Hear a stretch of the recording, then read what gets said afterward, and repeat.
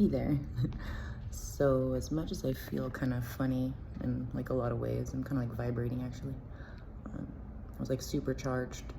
Um, I have my ways of, like charging up my energy and claiming my space in the way I want to feel. And I do that by playing the music that talks about how I want to feel, and I sing it and I dance it. And a lot of times I'm even shaking when I'm doing it, so I know I'm clearing some fear and what have you. Um, this might be a little longer of a video because there's a few different layers or things that I want to talk about, but I might get it out pretty quickly because it usually flows through, because it's a message that I got that is wanting to come through to at least one other person. Now, I've talked about Ho'oponopono before and how that is a blessing, prayer. The Hawaiians practice it. They don't always emulate it, because there are times that I've heard that people go there and they feel not received. So, take that with a grain of salt. But the way that in which they practice is they understand that everything they're looking at is God, which is, hence the aloha, hello to the God within you.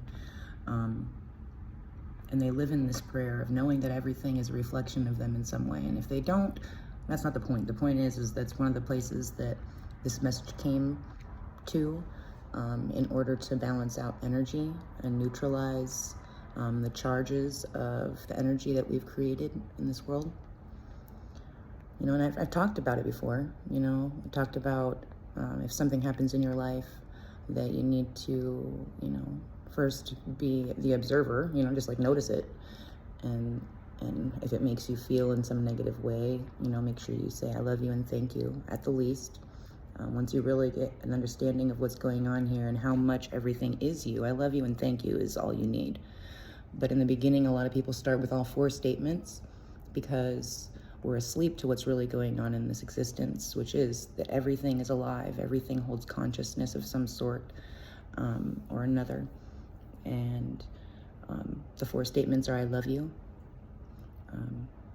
I love you for what you are. And I'm sorry. I'm sorry for not seeing you and noticing you, really. I'm just keeping it really basic. You can go super deep, but I'm, trying not to do that. Please forgive me.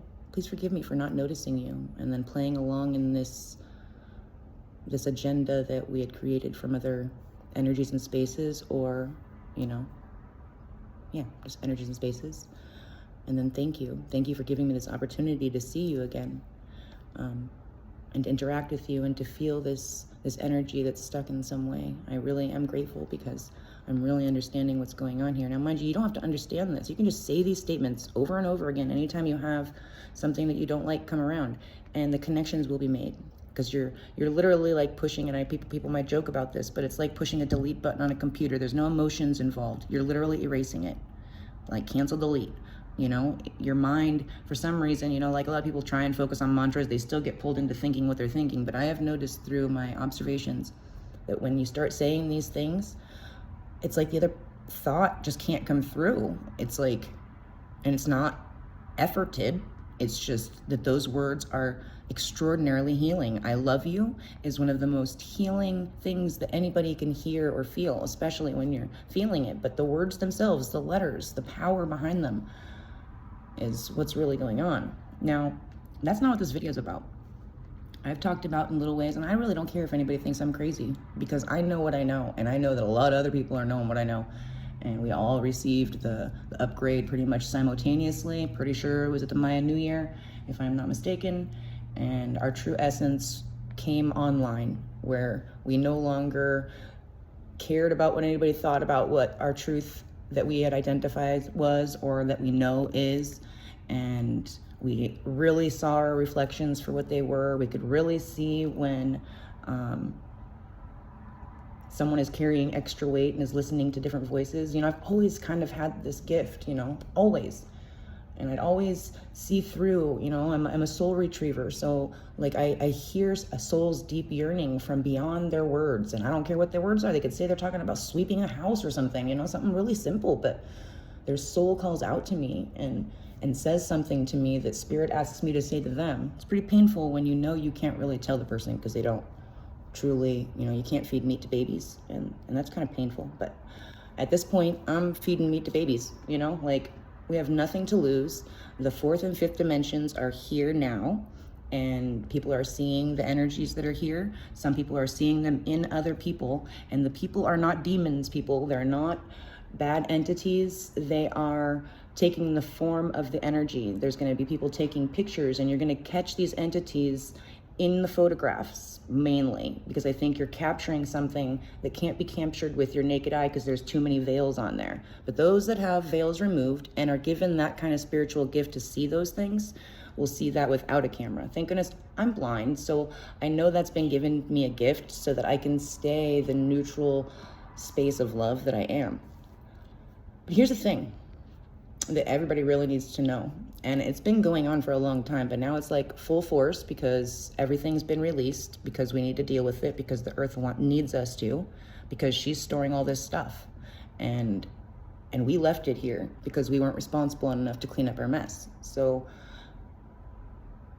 the strong source of light and love that I know that I am, I get some crazy thoughts in my mind, you know? And those aren't mine. The thing about air, you know, is that all of the energy and all of the thoughts are carried in the air. And people that have special gifts or not, there's just like all these different thought fields just floating out there. And all of a sudden, you know, you'll be having a great time and you'll have this like superbly doubtful thought that like is trying to convince you that you're doing something wrong, or that something's out to get you, or, and even if it is, it doesn't even fucking matter. We are all being tooled at all times. And that's why we're told to put our armor of God on, because we have to identify that it's the thoughts that are coming through our mind that don't always belong to us. And being as though we're all everything. I would like to really make sure I say this because it's just behind what I'm saying, but I need to accentuate that I have not forgotten that all of those things that I'm talking about in those dimensions are still me, are still the I, the one, the spark of existence that started anything at all. And thought forms just keep recreating images and projections and universes and realities and all sorts of things. And so all of it's out there, and all of it's going to come floating into your conscious awareness. Not all of it, but you know what I mean? Like there's random thoughts are going to come into your head, and you're going to have to tell it, I love you and thank you. That's how I get through the worst of my moments. When I'm feeling like nobody and I know that I am more than somebody and that I'm God, why in the world would I think that there's something wrong, you know? When I know what I know, and I'm so centered in my core of God beingness that I'm now understanding that those negative thoughts are there for a reason and they don't belong to me. And I want to give them love. I want to help send them where they need to go. They need some sort of intention sent to them that's love. They were created in fear. They were created in hate. They were created in wrath. They were created in lust. They were created in all of these things. And all they need is some love to like alchemize it just a little bit. It just takes a seed. A seed. You guys get it? A mustard seed of faith in the God that's within anything that you see. So when you have thoughts and you're feeling feelings and you're seeing things that you're creating with your mind and you just don't know about that yet, say, I love you and thank you. Say, I don't know how I'm creating this. I don't know how this is a piece of me, but I love you and thank you for giving me an opportunity to learn. That's simple enough. That's all it takes. That might have been the key that I turned. That puts you in a state of openness. That puts you in a state of seeing everything within everything. I don't know if you'll go to my degree where you are yet, where, you know, so what I understand about how it's all unfolded and how it all makes perfect sense and how we chose this and how beautiful it is, no matter how it's not sometimes when your mind wants to tell you that it's something other than you that you created. But if we start realizing and taking responsibility for these chaotic thoughts we've been creating for thousands and thousands of years, then we can get some shit taken care of.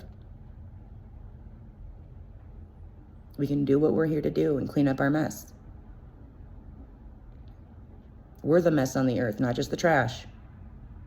Our mouths, our thoughts. Time for litter removal. Litter removal. Stay clear, stay vigilant.